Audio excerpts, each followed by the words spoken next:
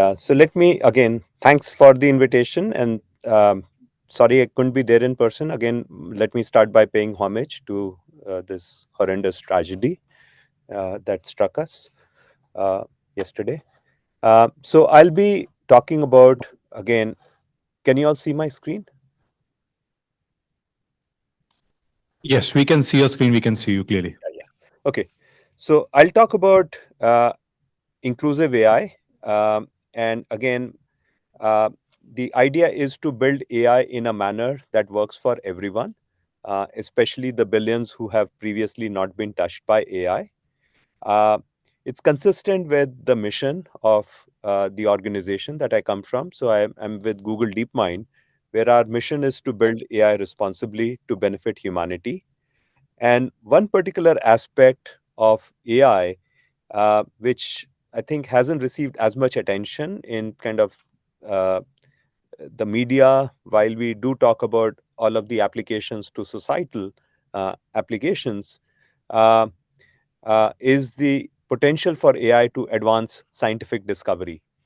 And here again, the Nobel Prize in Chemistry that was given out last year is a fairly interesting signal about the possibilities.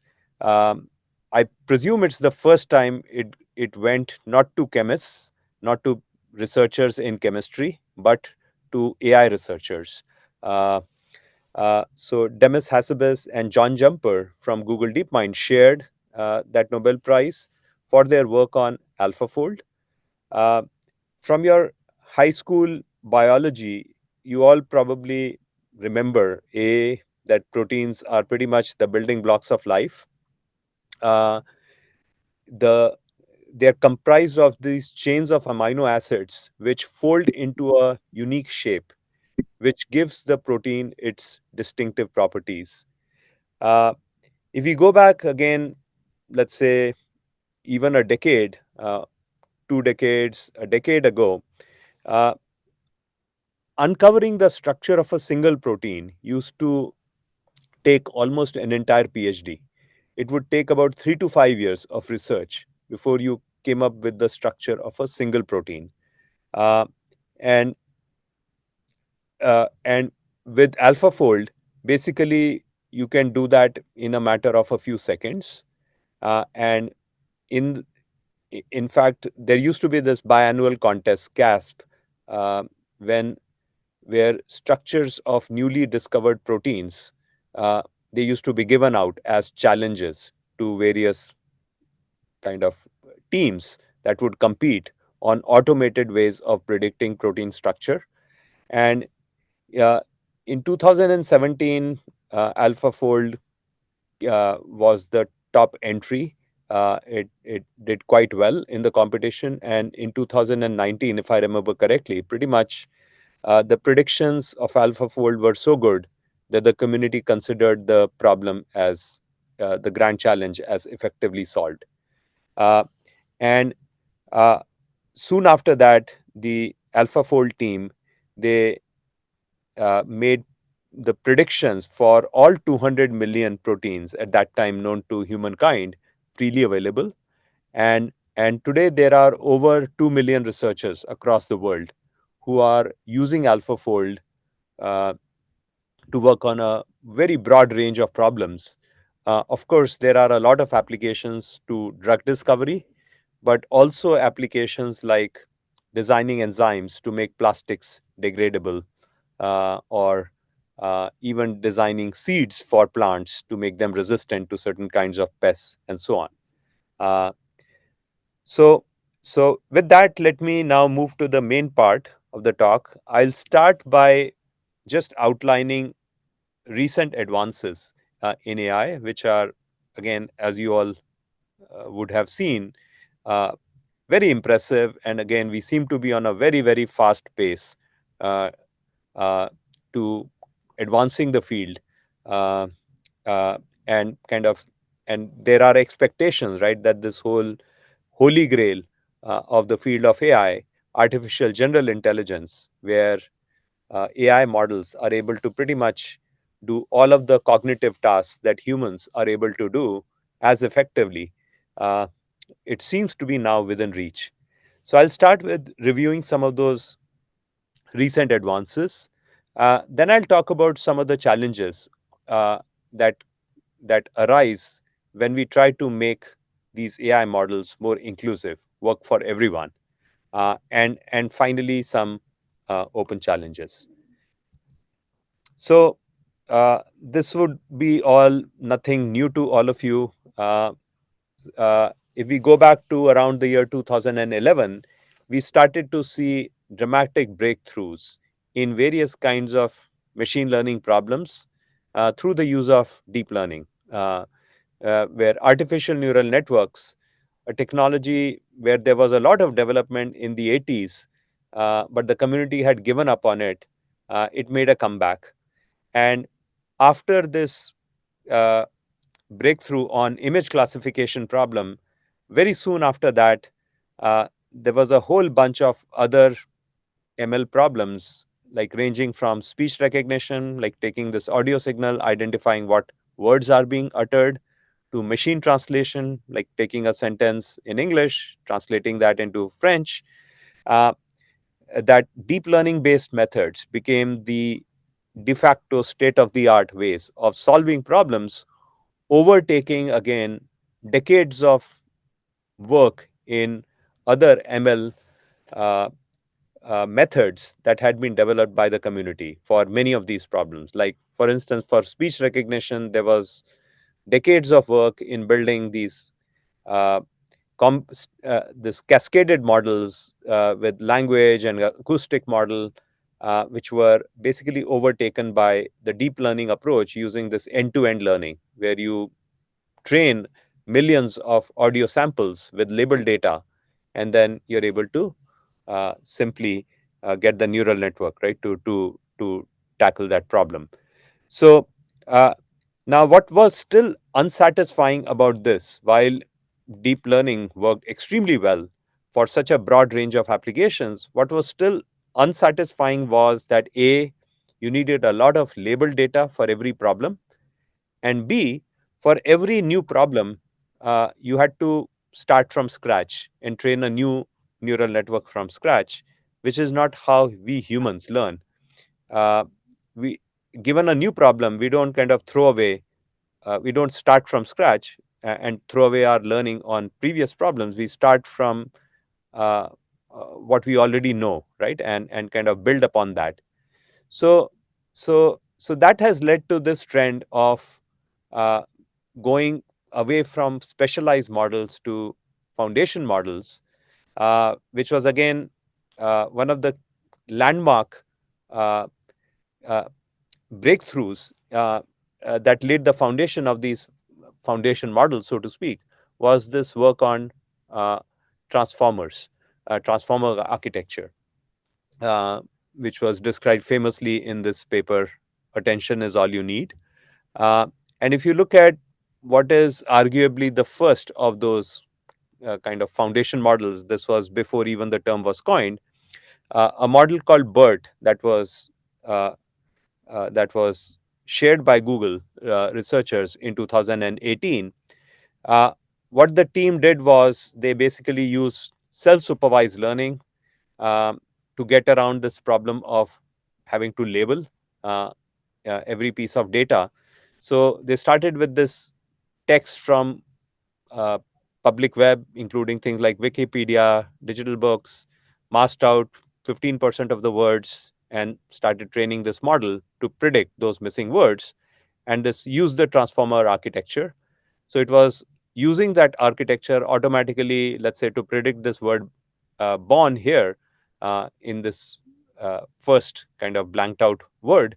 As it looked at the context window using the transformer architecture, it was able to kind of pay attention to the right words like Obama, 1961, Hawaii, which influenced the choice of the word born. And and when researchers kind of uh, uh, saw Bird predicting these missing words, it wasn't just doing a good job of predicting those missing words. Just like kind of when we are giving this fill in the blanks exercise when we are learning a language, the teacher is testing our both kind of ability to understand that language and also understand the reason about the world based on the context. This model was getting pretty good at a whole range of natural language processing tasks, uh, like sentiment analysis or question answering, summarizing pieces of text, and so on. Uh, and then uh, a few years later, Google researchers built a large model called Palm with 540 billion parameters. And they compared the performance of this one model on 58 different tasks with the state of the art, the best specialized model for each of those 58 tasks. And this chart shows the relative performance. And you see that, yes, on a few of those tasks, the specialized model still did better. But for a vast majority of tasks, the foundation model, the single uh, uh, Palm model, was beating the previous state of the art specialized model. And it is results like these that prompted Stanford researchers to coin the term foundation model. That now, when you're solving a problem, these foundation models are really providing you a very solid foundation for uh, solving those problems, which led to, again, a whole bunch of companies. Famously, OpenAI launched ChatGPT using GPT. um, Google has been working on this model called Gemini, uh, and and and what I can and let me show you again maybe some features which are again not meant to kind of be like a marketing pitch for Gemini, but more to kind of highlight what these AI models, these foundation models today are capable of doing. So while the term LLM has become popular, large language models. Today, these models are not just handling text, these are multimodal in nature. So they can handle text, audio, images, video data, uh, and so on. So let's take a look at again. So Gemini 1.5, this was the model launched uh, roughly a year and a half ago, around February of last year, and it Gemini is natively multimodal, so it can analyze again all of these videos.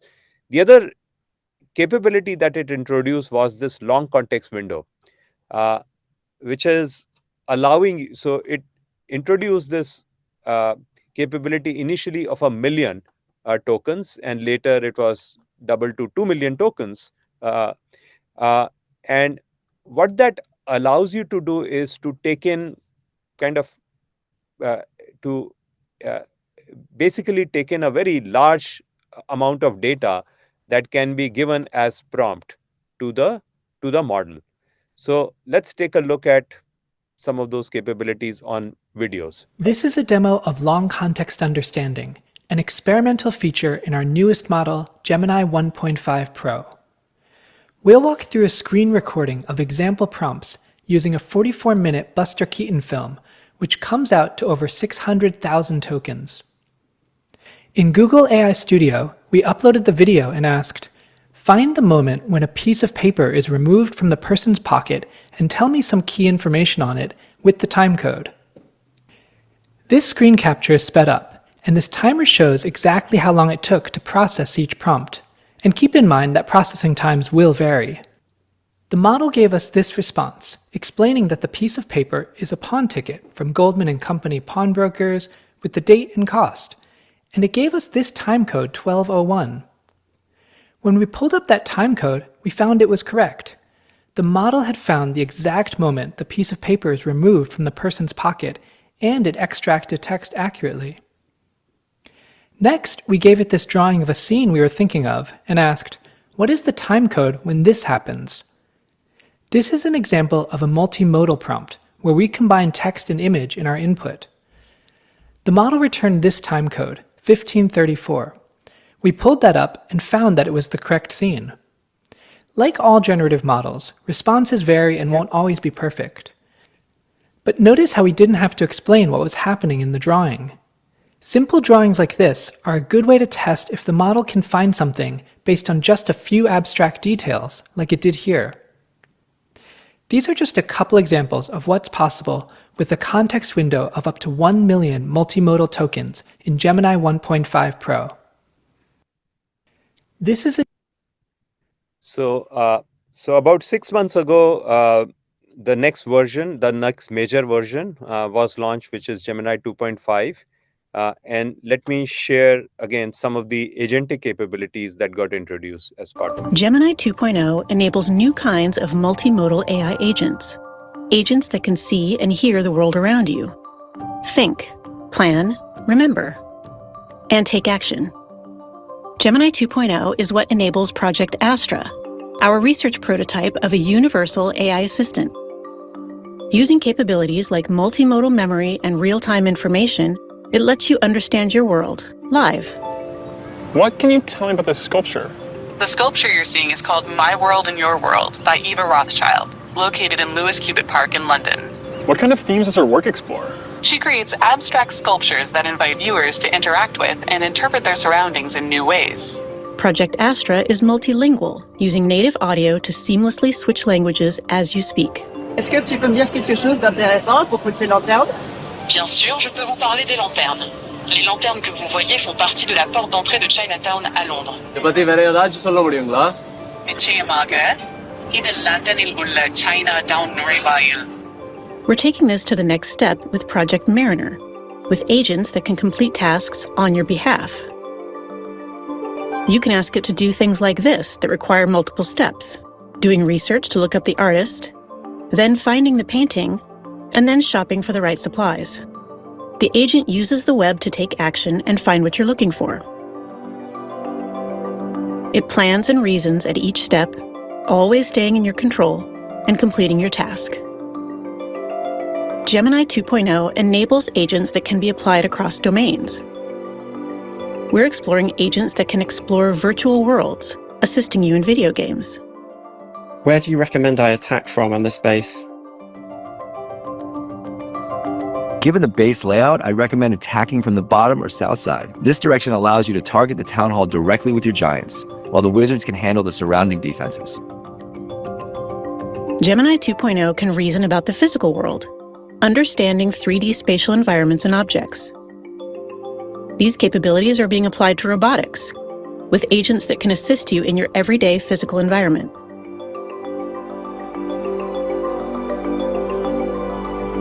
Learn more about how Gemini 2.0 is enabling the next generation of And this is something that was launched relatively recently. This is from the team that has been working on applying these agents towards enabling learning.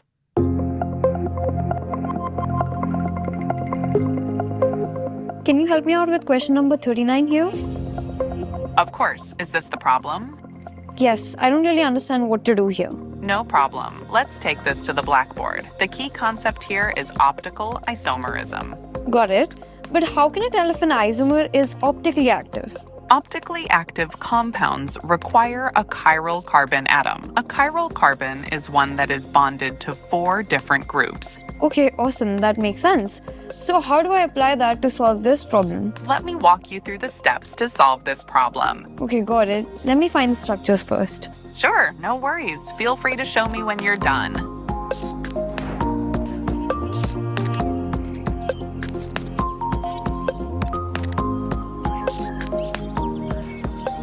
I found 4 carbon chain structures. Is that correct? Close, but not quite. There are 4 structures, but you've made a small mistake in the 3rd structure. Can you check your work again? I can't actually find the mistake. Can you show it to me? For sure. You added an extra hydrogen bond to the 2nd carbon atom. I'm circling it now. Oh, okay. Good catch. That's actually really helpful. Thank you.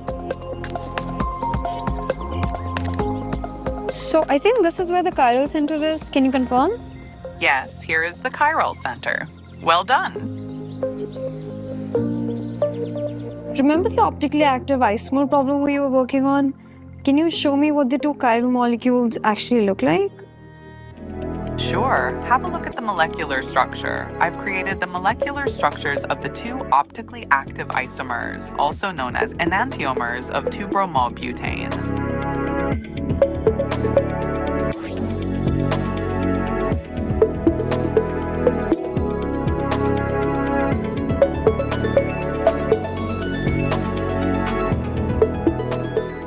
Thanks for all your help, Aston.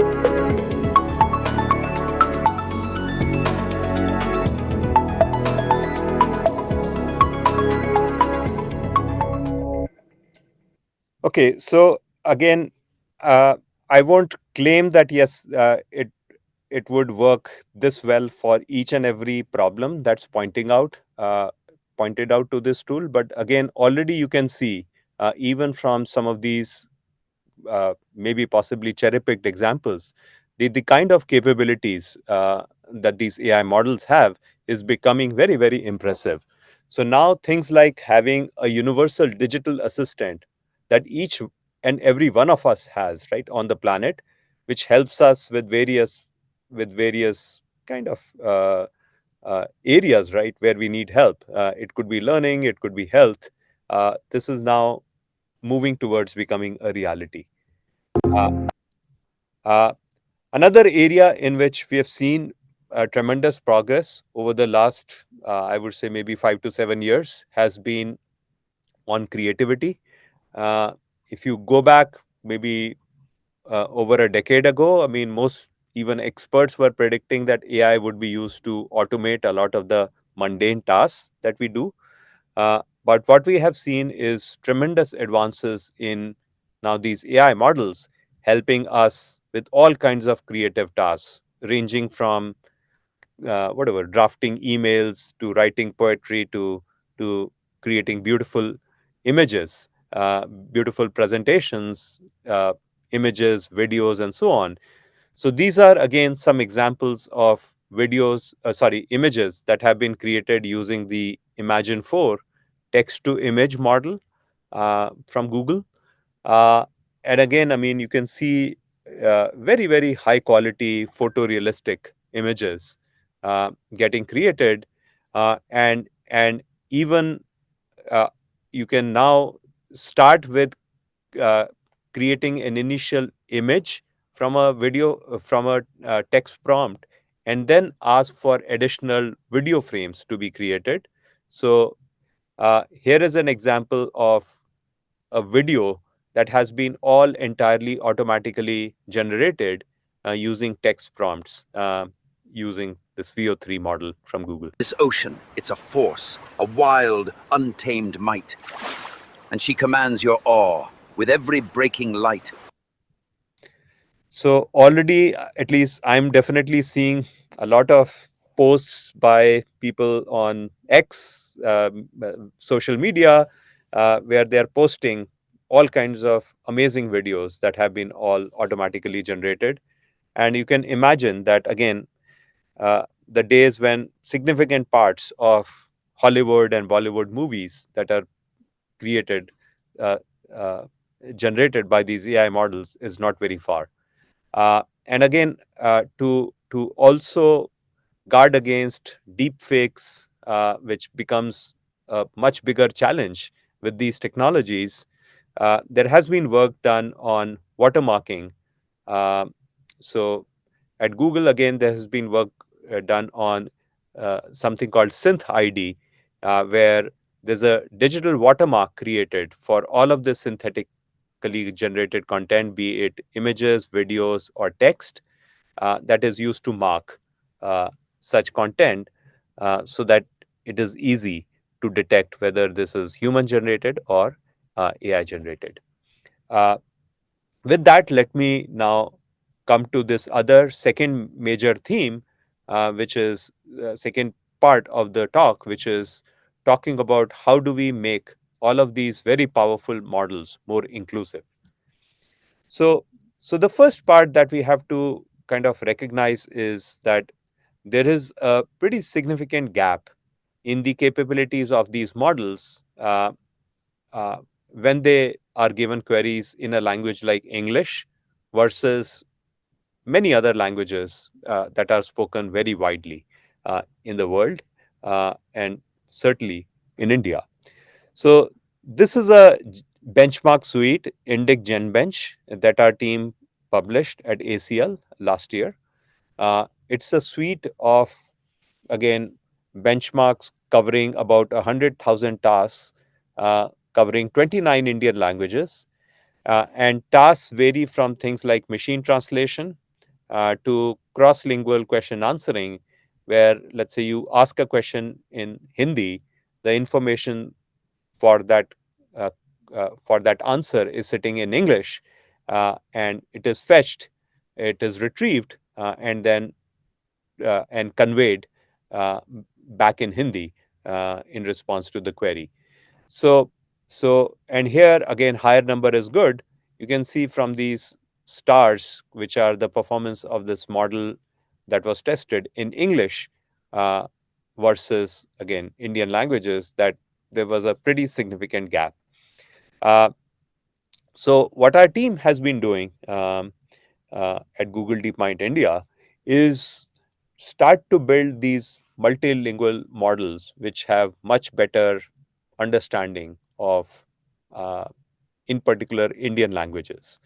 So, our team had previously built a model called Mural, which at that time, about 4 years ago, provided the highest coverage of Indian languages. It covered 16 Indian languages at that time. And when I challenged the team to cover all 22 scheduled languages, our lead Partha Talukdar decided to go much further. So he pointed to this data from Language Survey that there are 60 Indian languages that are spoken by over 1 million speakers each, and something like close to 125 languages that have over 1 lakh speakers. So, he's set this goal to build a model, Morni, which would understand all of these 125 plus languages. Uh, Again, the goal is to allow people to access information in their native language. So I consider all of us, right, who are in this room, either physically or me kind of virtually, as the privileged ones who understand English and we have information at our fingertips. And the question we asked was, can we provide that same level of information to that laborer's daughter in Chhattisgarh or that farmer's son in Assam, uh, if they don't understand English but want to access information in their native language?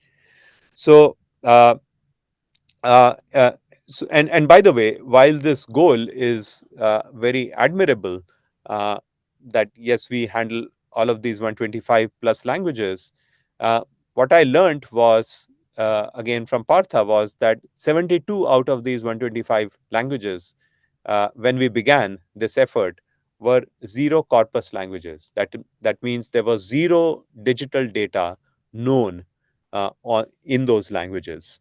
Uh, the other thing that we all know is uh, the same language is spoken in so many different ways in different parts of India.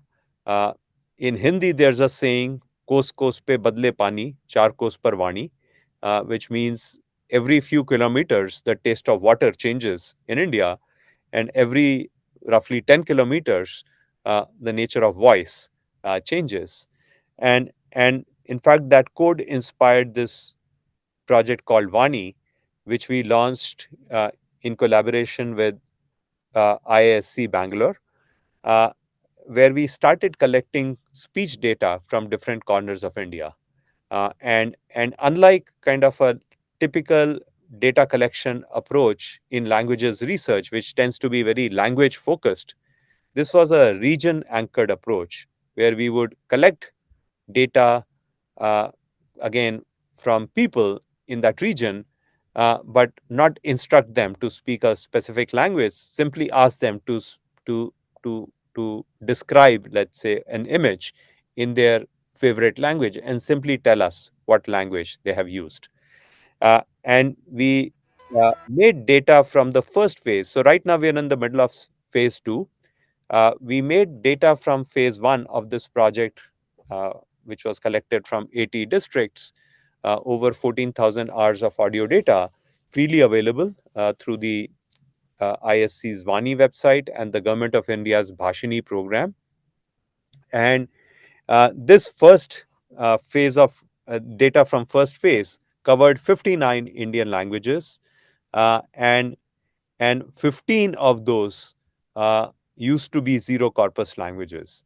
Uh, so for 15 of those languages, this Vani data is the first such known digital data in those languages, which is available to now AI researchers as well as practitioners to build their AI models on.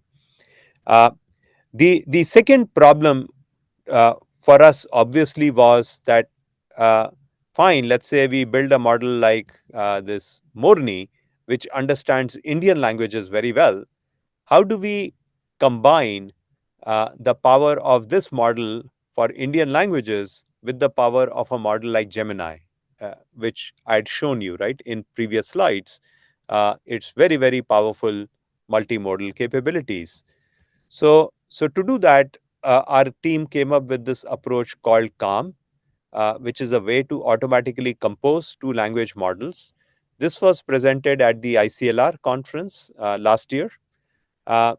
And using cross-attention mechanism, the team showed how we could get you could take two independently developed models and just compose them to come up with now a fused model, which gives you a combination of the capabilities of both of those models. And again, this can be, while for us the motivation was to bring all of these multilingual Indian language capabilities to Gemini, it can also be used to take any kind of, let's say, domain specific model, let's say for clinical domain, or a model that understands coding very well, and combine it with a generalist model like Gemini. Uh, so, so as we built these multilingual models, we saw that they were able to do a better job with translation than a specialized translate model for many of these low resource languages. So as a result of this effort, by building this one model that understood something like close to over 1,000 languages of the world, uh, uh, which we called PALM2 NTL. NTL stands for Next 1,000 Languages. When our team basically built that model, we made that available to the Google Translate team, and they were able to then use that model to add 110 new languages to Google Translate in one shot earlier last year, so over a year ago. And this was the largest expansion ever of Google Translate in terms of language coverage. And as part of this, these amongst these 110 new languages, there were 7 new Indian languages. So the total number of Indian languages now covered by Google Translate has gone up to 28.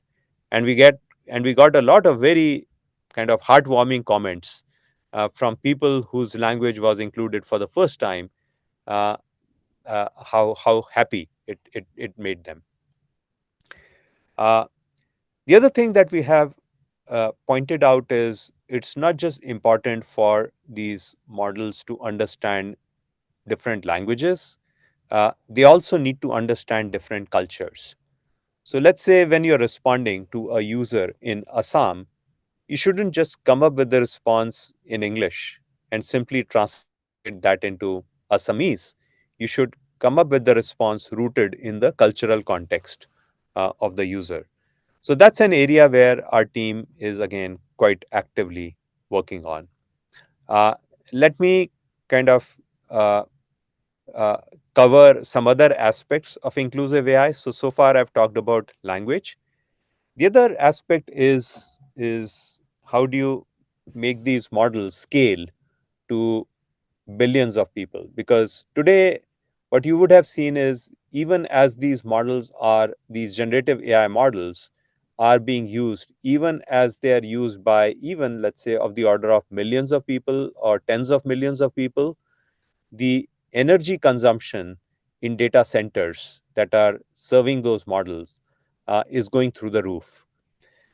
So there's a huge need to make these models far more efficient if we want to scale them, right, to the, let's say, uh, to support, let's say, over a billion Indians at some point.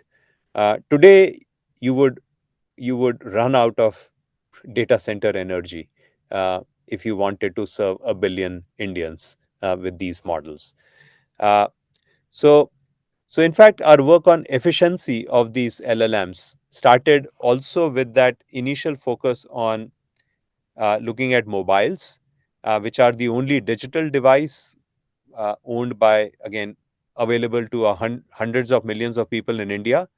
And very soon, as this whole LLM revolution happened, we realized that uh, uh, that many of those techniques, again, were important not just for mobile devices, but even for servers to make these models more efficient. Uh, so there, again, one of the very interesting innovations that has come from our team, which is like a pretty strong, I would say, global contribution, is making these models elastic. And we refer to this work as Matryoshka models or Matryoshka transformers or matformers. The name Matryoshka uh, is comes from the Matryoshka Russian dolls, which are nested one inside the other. So just like those nested dolls, the way we build these foundation models, let's say in our case Gemini, is again in that nested style. So so so for instance, let's say look at the rightmost uh, doll, which let's say represents something like a Gemini 16 billion parameter model. Uh, when a 16 billion parameter model is built using this Matryoshka methodology, nested inside that 16 billion parameter model are smaller models like 8 billion, 4 billion, 2 billion, and 1 billion parameters. And in fact, a lot of intermediate sizes too. And the idea is that, and what we have shown empirically is that these automatically derived smaller models, they work as well and often even better than independently trained models of this size. So if I were to independently train a model uh, for 4 billion parameter with 4 billion uh, parameters, this automatically derived model out of that 16 billion parameter model is actually doing better than that 4 billion parameter model because of certain co-distillation techniques that we use to make kind of some of the learning transfer from the larger model to the smaller model. Now, with this, what you are able to do now is to make uh, this, even the model that you apply to a given problem, elastic, similar to the notion of elasticity of computation that cloud enables. Uh, this enables elasticity of foundation model capability that you bring to a problem. So, for instance, if you have a very complex query, solve this complex math problem, you can send that query to the largest model that you have built. But if you have a query with intermediate size complexity, let's say summarize this email for me, maybe you want to send that to a 4 billion parameter model. And if you have a very simple query, something like who's the CEO of Google, who's the Prime Minister of India, you don't need a large model. You can send it to your smallest possible model that is available to you. So this way, uh, for those relatively simpler queries, you do not need to waste the power of a large model, uh, and and and on the other hand, for the more complex queries, you can have the largest model that is needed to serve uh, to solve that problem is available to you. So this kind of gets you this best of both worlds, where you're able to uh, uh, both kind of have very powerful models available to you and not use all of that power when it's not needed. Uh, and in addition, I mean, our team also looked at different components of this of a typical LLM, and we came up with a series of techniques to speed up various parts, various components of an LLM. So the generation. So when you see a query like, let's say, what are Himalayas, and the model generates the output, the response, you may be aware that today most of these models, at least in production, from Google Gemini as well as OpenAI, Anthropic, and so on, they all generate uh, uh, this response in an autoregressive manner, which is one token at a time. That uh, uh, you will first generate the token corresponding to Himalayas, and then the query and that initial output Himalayas would be fed back to the model, and it will then generate the next token R, and so on. Here I'm just simplistically assuming that each word corresponds to a single token. Yes, I mean, uh, in practice, it is actually doing token at a time, not a word at a time. Uh, Now, because in this autoregressive generation, this is an inherently sequential activity, it ends up taking a fairly large percentage of your time. So our team developed this methodology called tandem transformer, where you have a small model working in tandem with the larger model which understands the query, but the generation of the response is being done by the smaller model in tandem with the larger model, where it is kind of using the KV cache, key value cache of the larger models, basically paying attention to the larger model's representation. And this way, we are able to again speed this up. And likewise, for some of these other components, I'll skip some of those details in the interest of time.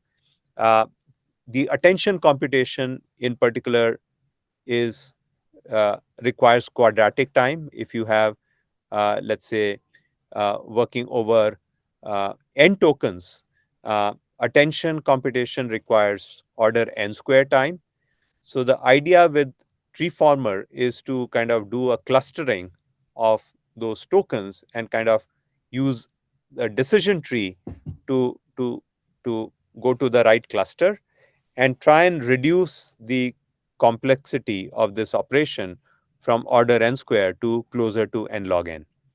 Uh, and then there are techniques like higher, where, let's say, when you're doing the softmax computation, instead of looking at each and every value from the vocabulary, you kind of identify the top k entries inexpensively, approximately, and then simply take the contributions from those top k entries that you have identified approximately, and kind of uh, do that computation faster. So again, through these, a lot of these techniques have been again uh, integrated with the Gemini model, and again, I take a lot of pride in seeing that the Gemini Flash model uses a lot of ideas from our team in Bangalore, which has again contributed to Gemini Flash today being the most, let's say, highest performing model per rupee, per watt, and whatever metric, right?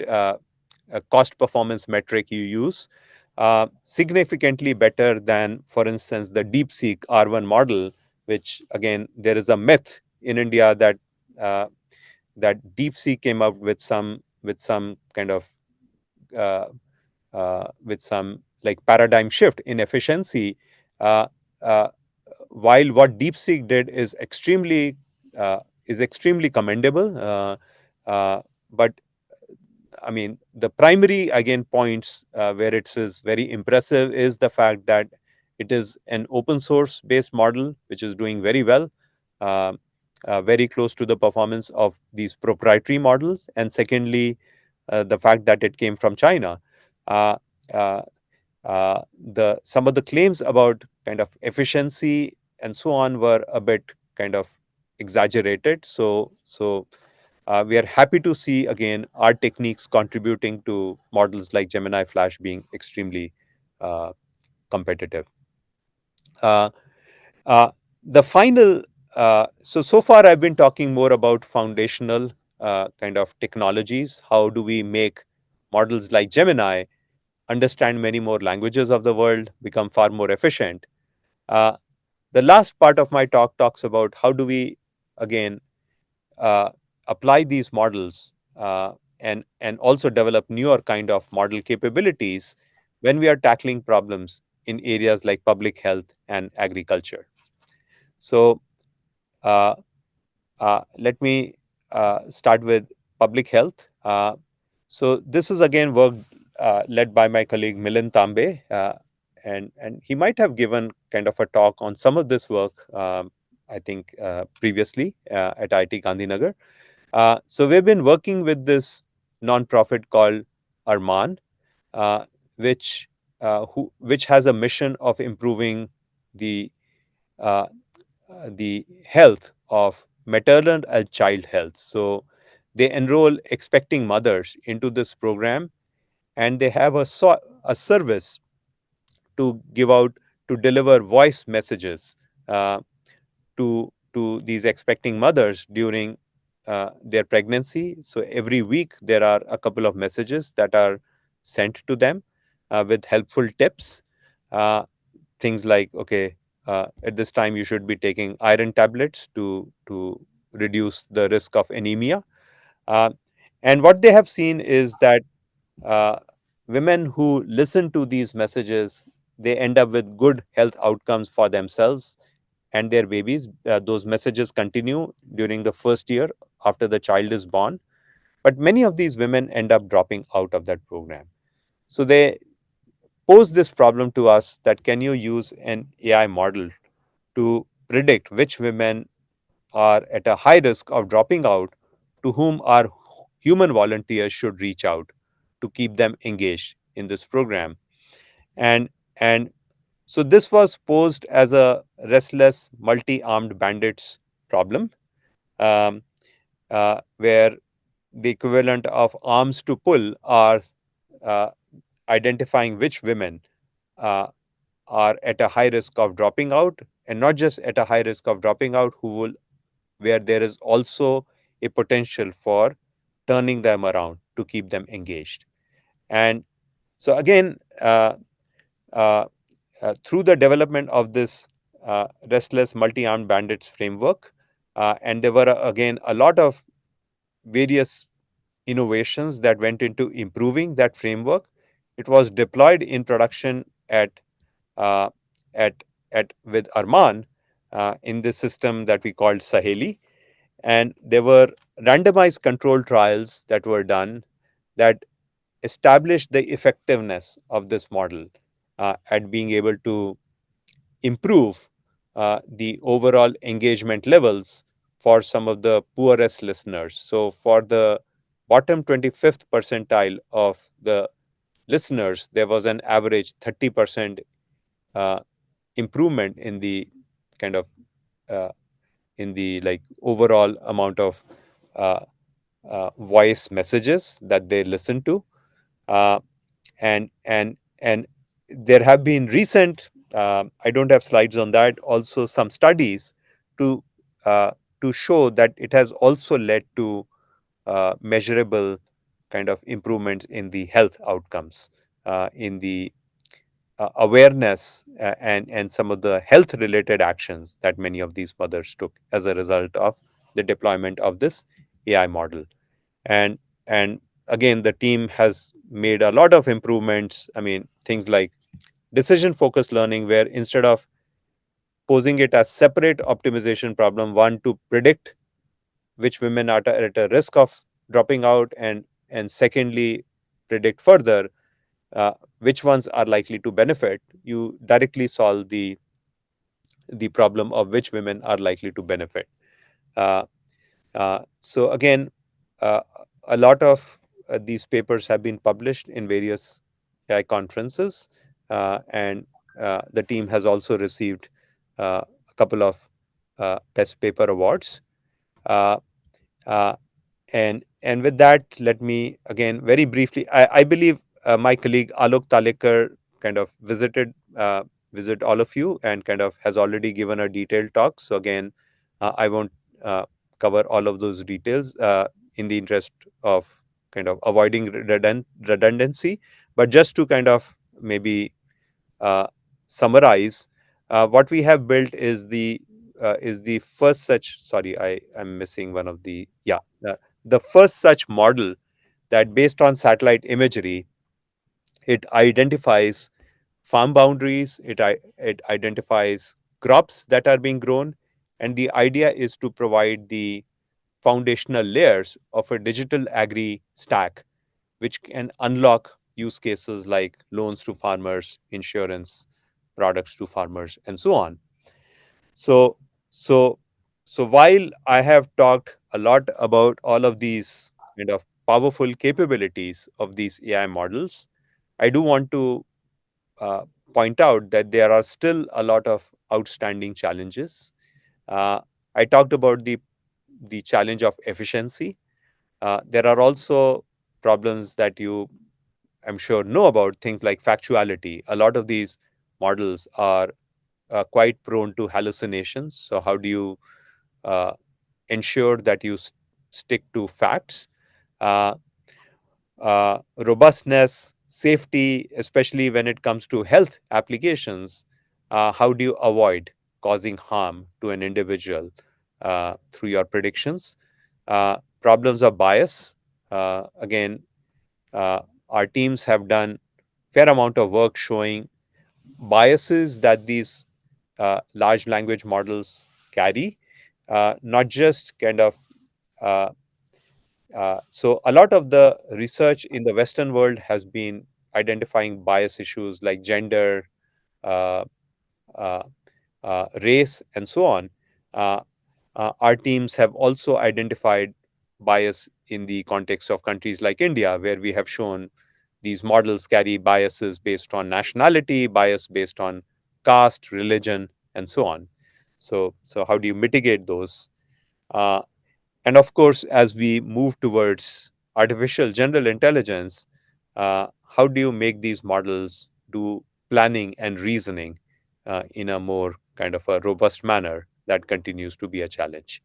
So, with that, let me conclude that AI is already here in a big way, impacting every industry and and kind of all aspects of how the world is run. This has been made possible through the rise of foundation models, which are these large models pre-trained using usually self-supervised learning on large volumes of data using generative AI methods. And this really is an amazing time to be a researcher or a practitioner in the field of computing and AI, um, because uh, if you look at any major problem that we see, uh, uh, AI can be a very, very powerful enabler to helping us solve these problems.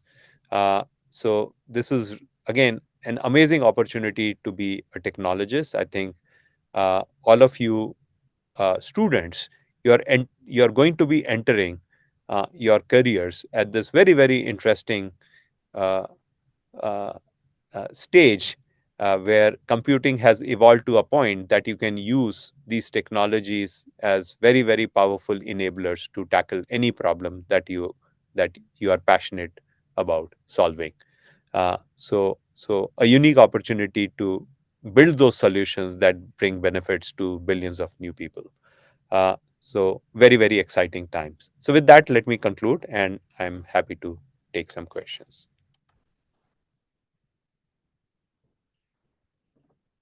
All right, time for some questions. We also have some audience online. So perhaps we can first go with the online folks if anyone wants to ask a question.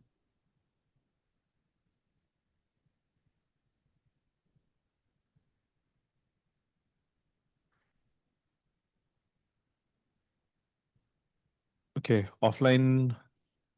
Do you have questions offline?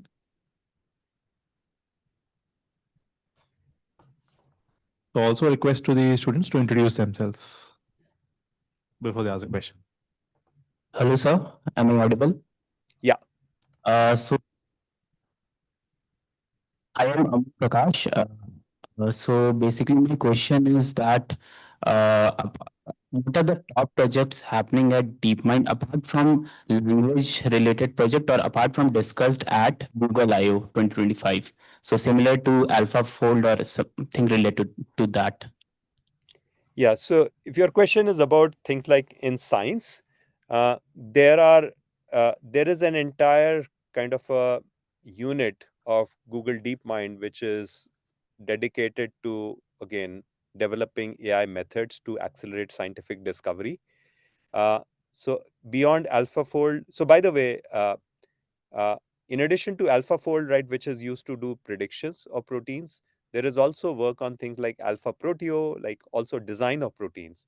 And in fact, some of my now colleagues from Bangalore, they are also collaborating with that team because some of our work on diffusion models is being explored in that context. There is a lot of work happening in areas like clean energy, material science, um, in particular. So clean energy, uh, in fact, fusion, right, which is today anyways the source of all energy on our planet, right, which comes from sun. Fusion is the source. Now, if we want to uh, uh, basically uh, utilize fusion, right, in a controlled setting, in a lab setting, today, what happens is it takes more energy to get a fusion reaction going than you get out of that controlled nuclear fusion reaction in a lab setting. Uh, and there is a lot of work happening by startups, and again, Google DeepMind team is collaborating with one of those startups where we have reason to believe that using these, AI controlled, basically, there's a lot of application of reinforcement learning to controlling plasma flows in that particular reactor where you're trying to get this controlled fusion reaction going. So the teams believe that within the next 2 to 3 years, they'll reach that break-even point where they generate more energy using fusion than in this lab setting than is required, right, to get the fusion reaction going. So that would be a very, like, again, critical point, right, critical milestone, because once you are able to generate more energy, uh, uh, and kind of work towards making fusion a viable form of commercial uh, energy generation, this really unlocks a very, very clean source of generation of energy, right? Because I mean, there's no nuclear waste, no radioactive waste that gets produced as a result of this. So that's one example. There's some very exciting work happening on how do you design new materials. So again, lots of scope to do exciting work. I don't know if I've answered the question. Did you have something else in mind? Yes, sir. Thank you, sir. Thanks. Other questions? So let me ask one question on behalf of the audience. We have had other speakers also, and it's been a very interesting summer school. One point which was brought to discussion by one of the yesterday speakers, who's also an IAS officer, was that so many of these systems, when we try to apply to the Indian settings, they fail, including, let's say, let's say, English or Hindi languages, as well as both spoken and written. So one of the things which was coming through that discussion was like all the AI technologies that we generally discuss, and a lot of students and we faculty also get excited about it. So that's a lot of cool stuff. But behind the scenes, there is all of this huge amount of data annotation, cleaning up the not so cool looking things, both written, spoken, and then let's say even for chatbots like human preference alignment, etc. Right. Wanted to have your opinion on how to think about this, the entire, let's say, work chain. So from starting to end, so that we get a whole glimpse, as opposed to sometimes we just get excited by the outcomes. Yeah, no, absolutely. That's a great question. So what goes into the training of these large scale models? I mean, that itself could be a very interesting talk. Uh, uh, so today, uh, there is this whole kind of a chain of things that are done at a very large industrial scale, right? There is this whole pre-training of data uh, that is usually done in a self-supervised manner. After that, usually there's this phase of supervised fine-tuning, where again you take kind of a lot of so pre-training is usually done using self-supervised learning, so no labeling involved there. Um, but when it comes to supervised fine tuning, again, that utilizes again high quality annotated data. Uh, and again, you have all of these data annotation companies, many of which have become extremely huge, right? Recently, there was this announcement by Meta of a huge, like $15 billion investment in Scale AI, which is basically a data, which is essentially doing a lot of these data annotations. Uh, and then that is followed by this usually this RLHF, reinforcement learning with human feedback, where you try to align these models' output to human preferences.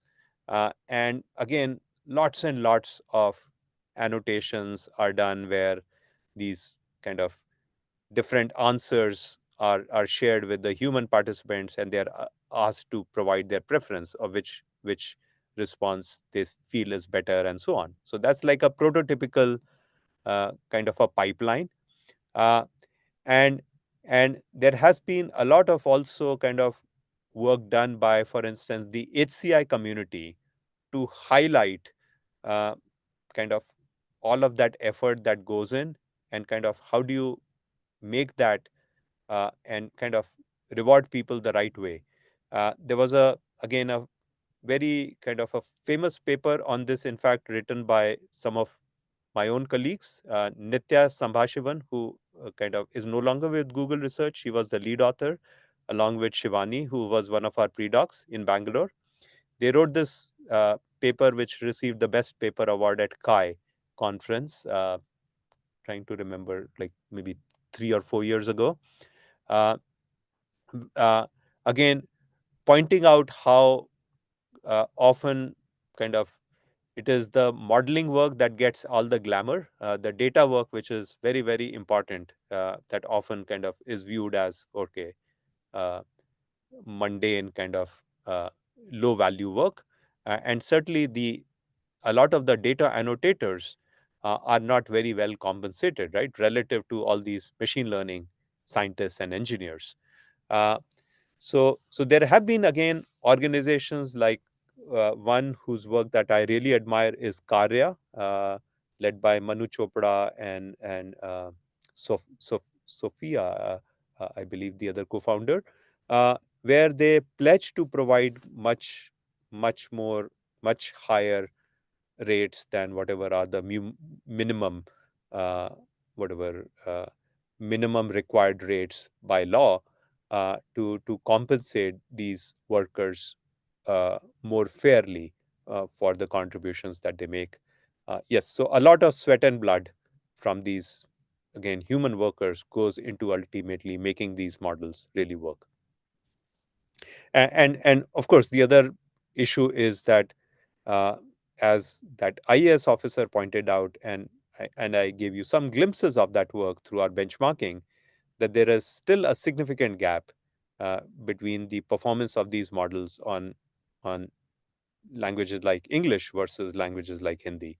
And these gaps become even wider when we get to modalities like voice, which are very important in the Indian context. So our work has shown that the same query, if you ask this multilingual model in text versus voice, uh, not only do you pay that kind of uh, that penalty uh, uh, in terms of Indian languages, you also pay a further penalty when you use the voice uh, modality.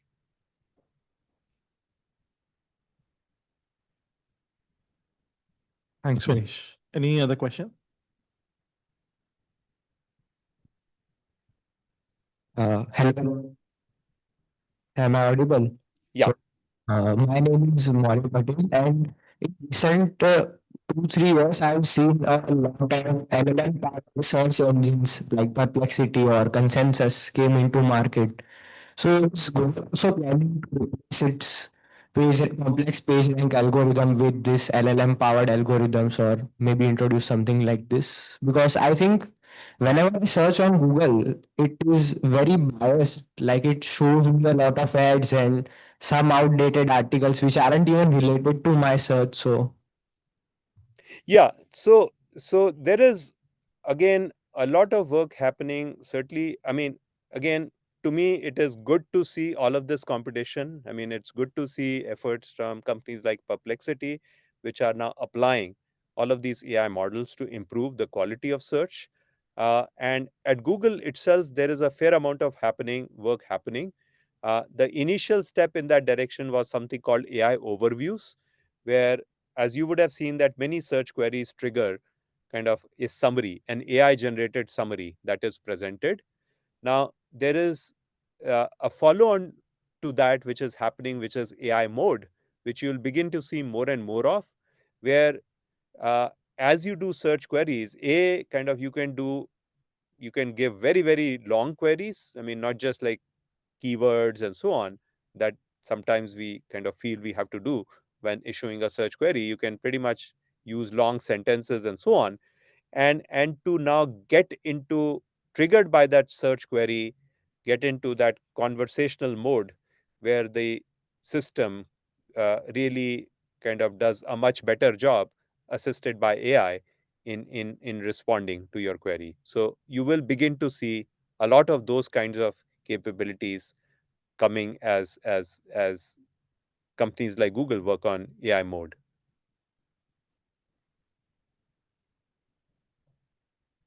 Hello, sir. Thank you for the amazing talk. I'm Adrija. Actually, I have a question regarding the language data, which like you identified various languages which were not like in the surface we didn't know of. How is the Mhm. collection process like? I mean, it must be very difficult to identify those native languages from like we don't know of.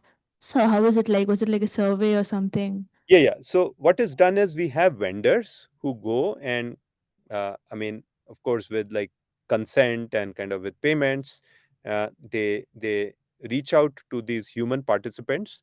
What they do is they present a set of images which are locally relevant, and simply ask those human participants to describe those images in their favorite language, and those and those things are recorded, and then a certain percentage of these recordings are also transcribed, and as this data is collected, there's a certain then metadata collection that happens in terms of information about the human participant, and it is at that stage that we ask the human participant to identify the language that they've spoken in.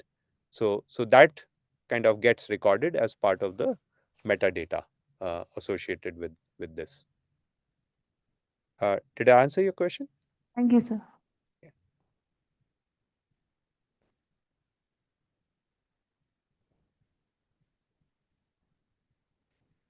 So, Manish, there's another question I'd like to ask on behalf of both the students and myself. So this is based on an article I read about a Nobel-winning physicist who mentioned that he could perhaps not survive in today's age just because of the frantic pace of uh, at which papers are being published, different things are happening. And my related question is on the behalf of students. I've often seen them asking that how much should they explore. They get like there are so many things to explore. It is very difficult to know what their interest actually is. They stop now. How do they keep up with things? Plus academic projects, so many things which perhaps didn't exist, let's say 10, 15 years back. So while it has been an enabler, it also, I think, just the fear of missing out is also, I think, starting to increase. Yeah, no, I mean, that's a real question. And I would say all of us are dealing with it. I can't claim, right, that I know everything that's going on in the world of AI. Um, so, so, so I think one part of the answer is that, again, I would say that some of these AI-based models, right, and now the tools like digital assistant, one of the things they are doing is they are also becoming available as a tool to us. That yes, I may not be able to read all of those papers, but using things like deep research mode of one of these digital assistants, I can get this AI model to actually, this conversational assistant, right, to describe to me. Uh, so I don't know how many of you have used this Notebook LM tool from Google. You can take any kind of whatever set of papers, documents, and so on, right, and kind of feed it to Notebook LM and then start asking questions. Uh, and then there's this audio overview capability in Notebook LM that it'll create a podcast for you.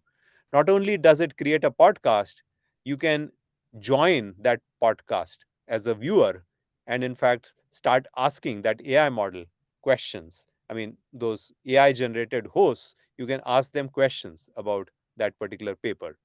So there are also a lot of these tools which are becoming available to help us make sense. A, as humans, can we make sense of all of those papers?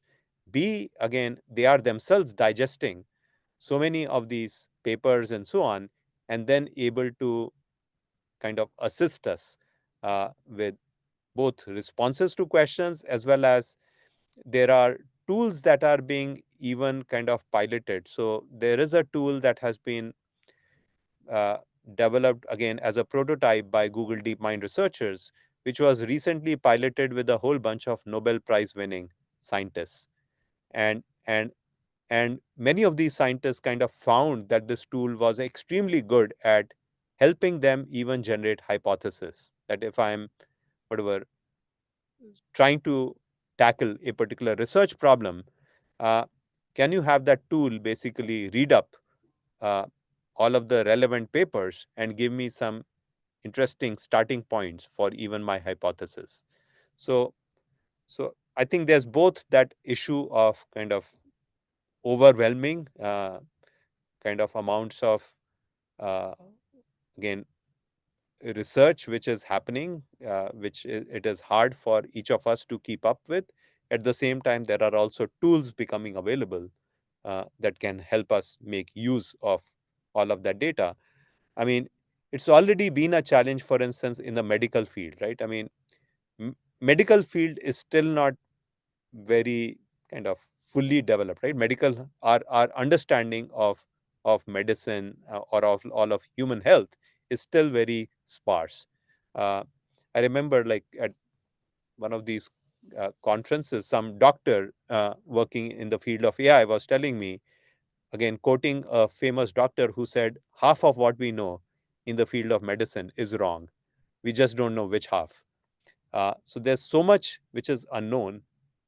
So for doctors, it's been a long-standing problem. I mean, how do you keep up with all of the recent advances in medicine? Uh, and and and again, I mean, uh, there is also now this promise of these tools helping us make use of all of those advances. Hi, Manish. I have one question. This is Mayank here. So this is again more from a like a big organization like Google. So whenever we say that some of the languages are low resource, right, and maybe they do not have good representation for training, like or at the pre-training stage, right? So is it like the data is there, but they have not be like the capabilities are still not there to process it, or is it the case that the data itself is not there and then maybe you need to create the data? So which side is kind of a true? Yeah, so I think in many cases, for many of these languages, the data is simply missing. Uh, Otherwise, it is also like much lower, right, relative to some of the dominant languages. So it gets kind of, in some sense, drowned out, right, in those parameter weights. But a very interesting kind of approach, I mean, a very potentially interesting way to tackle this problem is through in-context learning. So in fact, there was this very interesting experiment that was done where there's a particular language. I'm forgetting the name of the language. This language is spoken by fewer than 200 people in the world today. It's in one of those uh, Fiji. I mean, I'm trying to remember which part. So for this language, there's hardly any representation in the pre-trained data, in the data used for pre-training.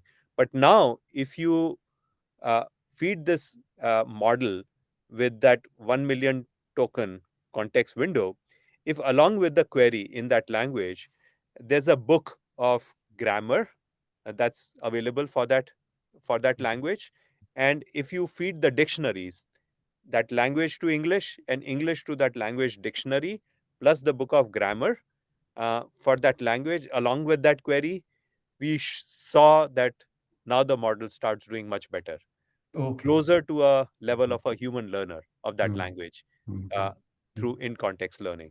So there are these amazing capabilities that these transformer architectures are enabling through in-context learning, which can be actually used to tackle some of these very, very low resource languages. Yeah. Okay. Thanks.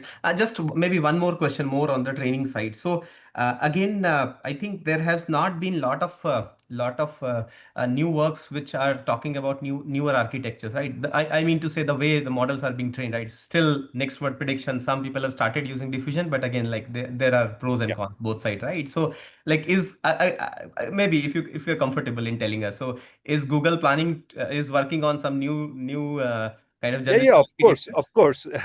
Of course, that's a big part of our mission. As we work on research, one of our goals is, can we come up with better architectures than transformers? But I mean, it's remarkable how successful the transformer architecture has been, that even like now, whatever, some 7 or 8 years after that paper was published, we still, that is still, I mean, there have been some minor improvements, minor tweaks, but that's still the dominant So architecture. the core is still the same. It is just like some sort of tweaks which are happening here and there, right? Yeah. Yeah, yeah. Okay, thank you. Thank you, Manish. Thank you. Thanks. Okay, any other probably final question? Okay, if not, let's thank Dr. Manish Gupta.